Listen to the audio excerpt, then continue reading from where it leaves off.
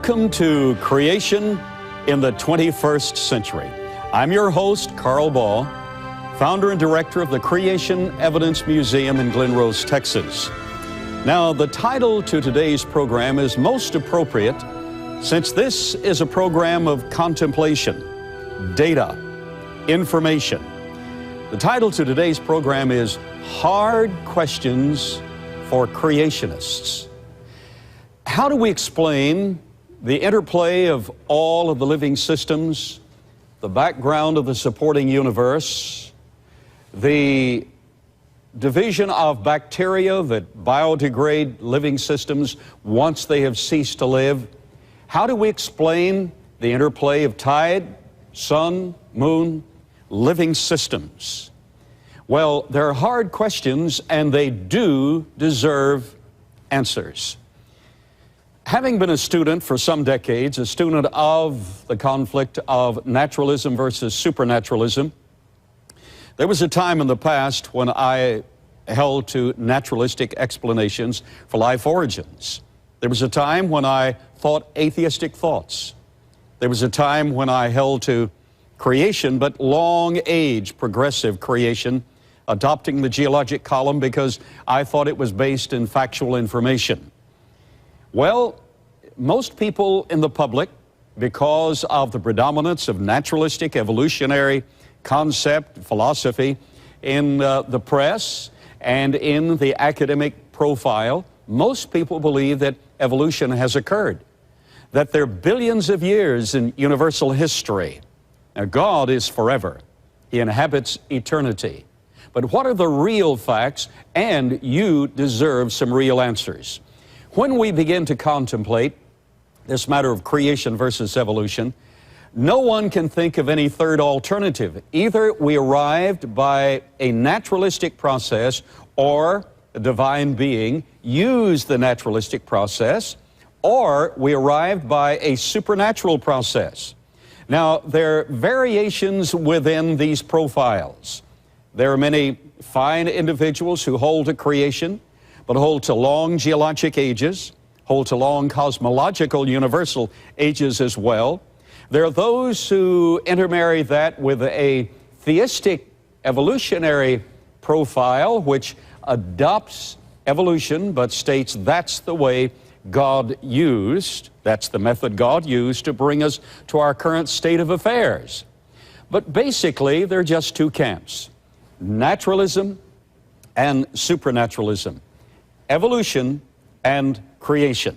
Now, let's define terms. On this program, I very often, when using the term evolution, am persuaded, in fact, impelled to define a term. For instance, microevolution is no problem whatsoever. Microevolution is variation within genetic boundaries. We have many illustrations of that. I have children, they're all different, yet they're the same genetic stock. We have the bovine characteristics. You have cows that have a specialization within an area to produce a leaner beef or a more marvel beef or a greater bulk or greater milk production. But that's all within the genetic boundaries of the bovine kind. And when you isolate those genetic points of information to produce a singular expression, which in itself may appear to be superior, when you isolate, you limit the gene pool. That's microevolution, variation within genetic boundaries. But the normal term evolution infers macroevolution. That is the concept of amoeba to man, of the assemblage by mutation or some other method, the assemblage of new beneficial information that'll produce a serious and a superior. Serious because of an upward progress in the evolutionary profile, superior because ultimately it would lead to man. That's the basic concept. Now, creationist, and I am a creationist. Not only am I a creationist, I'm a recent creationist. By that I mean, I hold the creation of the universe and the world all within scientific and biblical chronology, all within a few thousand years. Well, now, wait a minute. If you hold to that position, there's some real questions we'd like to ask. All right, now's the time to ask those questions. Some hard questions for creationists would first of all be, number one, what about the geologic column? Well, let's talk about the geologic column. It's expressed here as an ever-ascending, progressive, superior, new information gathering program that produces ever-ascending complexity in living systems, beginning with bacteria that, according to evolutionary persuasion, first developed about 3.5 billion years ago, and the living systems, the bottom dwellers, first developed after that on planet Earth in the ecosphere. Continuing, we come up to, that's called the Paleozoic era. We come to the Mesozoic era, which is the age of the dinosaurs, introducing the Cenozoic era, the age of the mammals, and ultimately producing man. So, the first legitimate question would be, what about the geologic column? Well, what most people do not know is this column is not found anywhere on the face of the globe except in the mind of the philosophic evolutionist. Now let me say that again. You won't find that column anywhere on planet Earth. In fact, where you find systematic layers of sedimentary deposits, quite often you'll find this era enfolding in this one, enfolding in this one, totally in contradiction to the evolutionary profile. The geologic column was invented to make it appear that evolution had occurred from simple life forms to complex life forms, ever increasing in their stature and their ultimate dominance in the ecosphere. So it's a legitimate question. What about the geologic column? The concept is, the evolutionary concept is, that you first had simplistic and very simple life forms. Oh, really? At the very bottom of the geologic column, after bacteria, and by the way, the bacteria is a problem because bacteria must feed on decaying systems that were once alive. But here you have bacteria in what's supposed to be, at least is assigned, 3.5 billion year old material in sedimentary deposits. Wow, that's a major problem for this geologic column. And by the way, you cannot prove that any rock is any older than any other rock. You simply have to assign them a place, expecting that to occur, but it's never found anywhere on the face of the earth. Back to the complexity of living forms. At the bottom of the ocean dwellers, you have the trilobites in the fossil record. Trilobites, three-lobed creatures with compound eyes. Those eyes were bulbous in that they were able to see 360 degrees all simultaneously. Wouldn't it be great for mothers to be able to prove that they have eyes in the backs of their heads? Well, they really don't, but a child thinks they do. However, a trilobite had a 360-degree profile with which it could see in compound eyes, not simple eyes, compound eyes, more complicated than the cameras that photographed our men on the moon some years ago. Wow! So this is a contradiction. The geologic column exists in a few places in that you'll have this layer and this layer and this layer. This is the Cretaceous area, referring to this last age of the dinosaurs producing T-Rex. But all of these creatures lived at the same time. In fact, we have data in the safety deposit of the Creation Evidence Museum showing that man existed at the very bottom of the geologic column.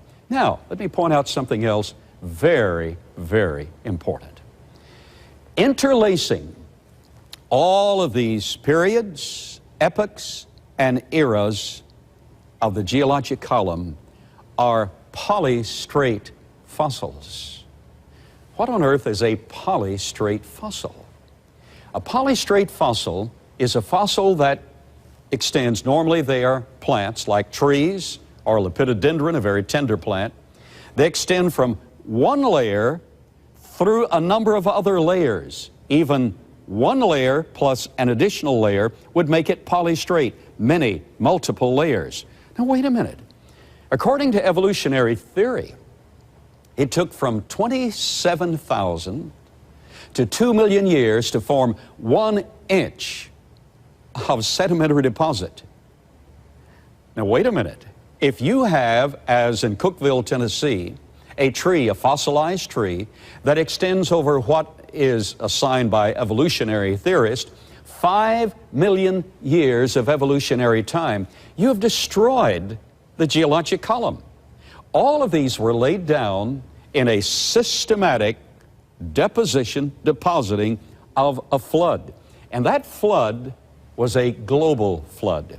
I returned recently from Israel. I took with me 3 credentialed geologists. Those 3 geologists examined a layer of Cretaceous rock about 4 to 4.5 feet thick.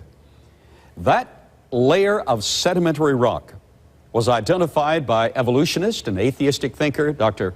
Derek Egger, the late Dr. Egger, a world-class geologist and geophysicist, who found evidence that that layer is global in nature.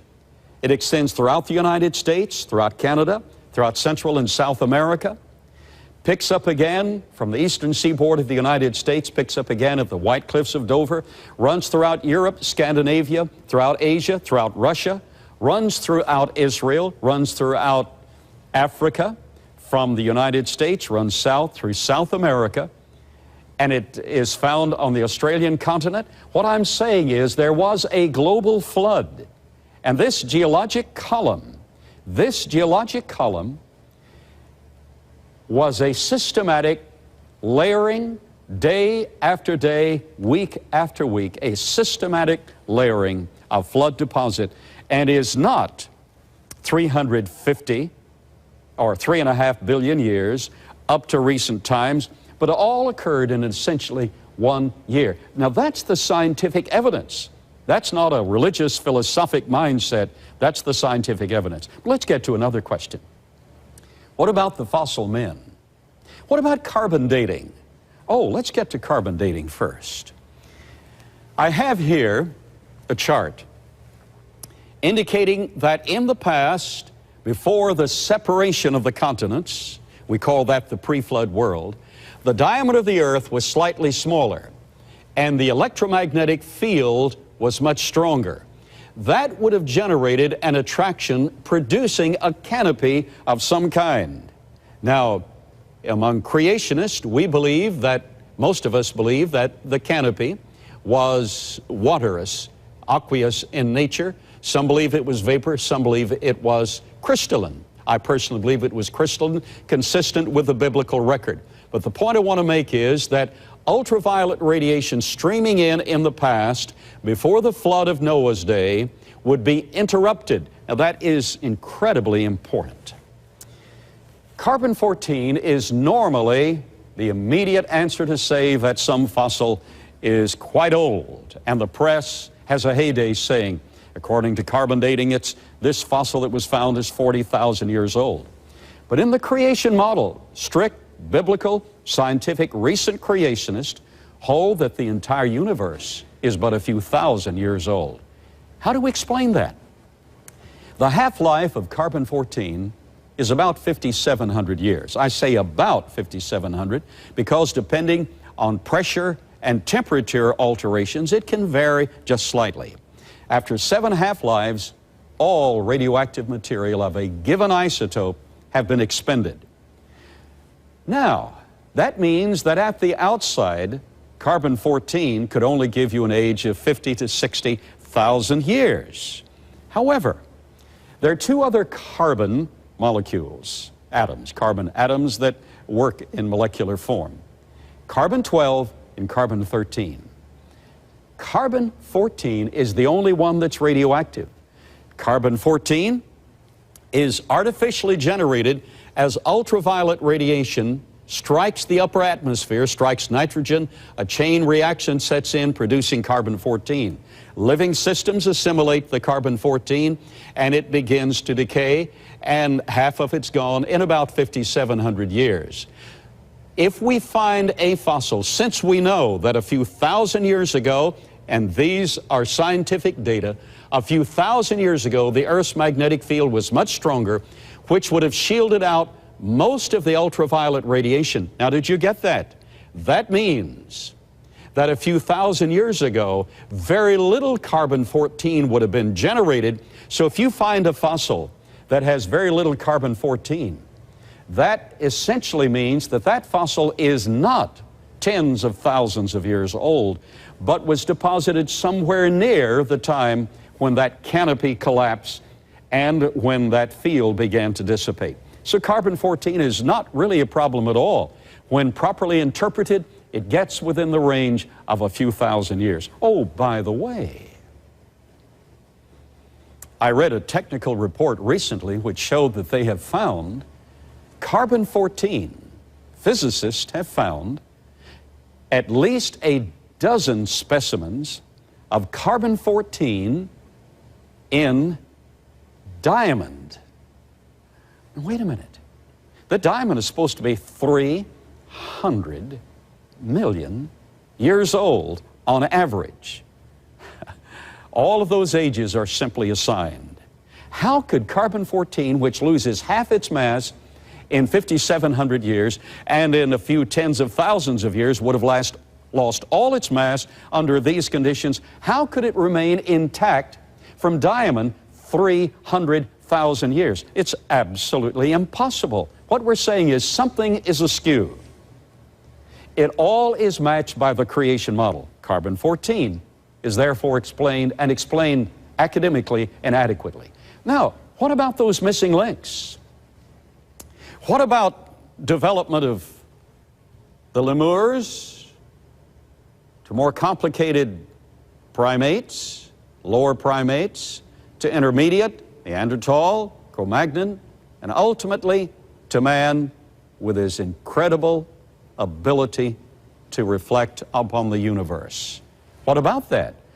Oh, before Dr. Richard Leakey died, he admitted that he had found bones of totally modern human beings in the same layer where he had found bones that he had originally interpreted to be from lower primates developing to human beings, meaning that those life forms are specific. Apes are still apes, chimpanzees are still chimpanzees, man is still man and always has been man. So along with those supposed ancestors of man, you have actually modern specimens of man. That blows the development. Well, what about variation? I wrote a book some years ago titled Panorama of Creation. In it, I illustrated 4 types of man that have been found. First, protomeric man, superior man, pre-flood. There's indication that superior man knew how to use physics better than our best laboratories today. For instance, we have a hammer in safety deposit at Glenrose. That hammer is 96.6% iron, 0.74% sulfur, and 2.6% chlorine. But you can't do that.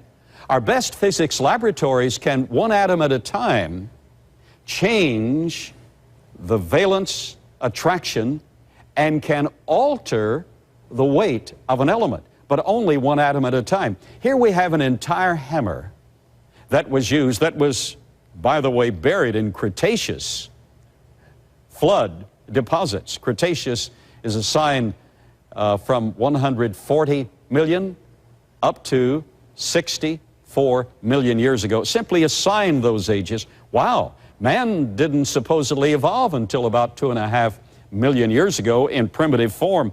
How could he, back with the dinosaurs, if evolution is true, how could he pose a hammer and compose the elements in elemental transfer? Absolutely impossible. if evolution is true. So the creationists have an answer to this problem of the development of man. Superior man lived first. After the flood, he was still superior. He spoke with complicated language expression. But then I listed, now that is Proto-Meric man, a general Meric classification. Then I listed Isolomeric man, man who deliberately isolates himself, and in 3 generations we have characteristics that appear to be rather primitive because he doesn't have access to the rest of the culture. Then I gave a designation of Phobiomeric man, man who by his phobias and aversions deliberately isolated himself. Isolomeric man was isolated geographically due to catastrophes, but Phobiomeric man isolated himself deliberately due to his own phobias, fears, and aversions. And then that leads us to modern man. Yet, we find ancient cultures extremely sophisticated. For instance, a little doll was found among remains of Neanderthal man. A little doll with braided hair in 2 areas. Perfect features. In the same general time, Magdalenian man was found in Russia, and supposedly it was 12 to 14,000 years old, that culture, yet they had painted jewelry, they had earrings, they had knives as sophisticated as our neighbors might use or as we might use under isolated or primitive conditions, not totally primitive, just isolated temporarily. I'm saying that you have superior characteristics found throughout the geologic column, and the geologic column does not represent long eras of time. Then that brings us to another valid question. What about deep time in deep space? If light traveling at 186,000 miles per second, and technically it's 186,284.0244866 miles per second, light traveling at that speed from Doppler redshift indications would take sometime billions of years to reach planet Earth. Well, what's the answer to that for the creationist? In Psalm 102 and 104 we have an expression, and in Isaiah we have the expression, where God stretched out the heavens. We have the same data information in Psalm again in Psalm 18 and 2 Samuel 22, describing the flood event when God stretched out the heavens. Einstein demonstrated that if you alter space, stretching out the heavens, you alter mass, you alter time. Thus, within the framework, the biblical framework of thousands of years, the explanation is adequately given that all the dimensions of the space, time, mass continuum can be explained, providing there's a creator to do it. And the evidence is there was and is a creator capable of doing that. Now, one final question. Hard questions for creationists, and they should be addressed, but questions that have answers. Final question. What about the dinosaurs? Now, I excavate dinosaurs. I dig dinosaurs. I've had the privilege of discovering and directing the excavation of 15 different dinosaurs, or components of 15 different dinosaurs. Dinosaurs are used by the evolutionary community to illustrate the brute behavior of specimens back in the Mesozoic era from 228 to 64 million years ago. Yet, the facts are that those dinosaurs were a vital part of the creation model. Due to the filtration of ultraviolet and due to the smaller diameter of the earth, in the world before the flood, plants grew luxuriantly. In fact, lepidodendron is a plant that today gets 16, 18 inches tall as a lycopsid club moss, but in the fossil record, it got up to 120 feet tall. Wow, you would need the dinosaurs, you would need them to keep the vegetation in check. And by the way, recently, a credentialed evolutionary researcher found soft tissue and blood vessels inside a T-Rex bone. All indications should show that it's very recent, all within the creation time frame. And that brings us to you. Since there are adequate answers that creationists can give, academic answers in addition to biblical answers, if there is viable evidence for creation, and there is, that points to a creator. Are you right with that creator? Do you know him personally? You can know him. He walked among men, sat in our councils. We put him to death. He went to Calvary, shed his blood, died for our sins. We placed him in a tomb, but he arose from that grave, and he lives today knocking at your heart's door. Would you just simply open your heart and pray this prayer? Pray it with me. Dear God, I'm a sinner. Thank you for sending Jesus Christ, your Son, to die for me. I want him in my heart. Lord Jesus, right now, I open my heart to you. Come in right now.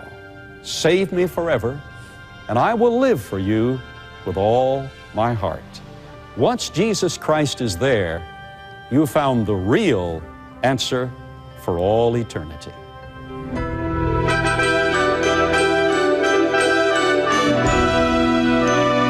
Creation in the 21st Century has been sponsored by Trinity Broadcasting Network, and only with your love gift of support can this program stay on the air. So write to Creation in the 21st Century, P.O. Box A, Santa Ana, California, 92711. Information like you've received today is available at the Creation Evidence Museum.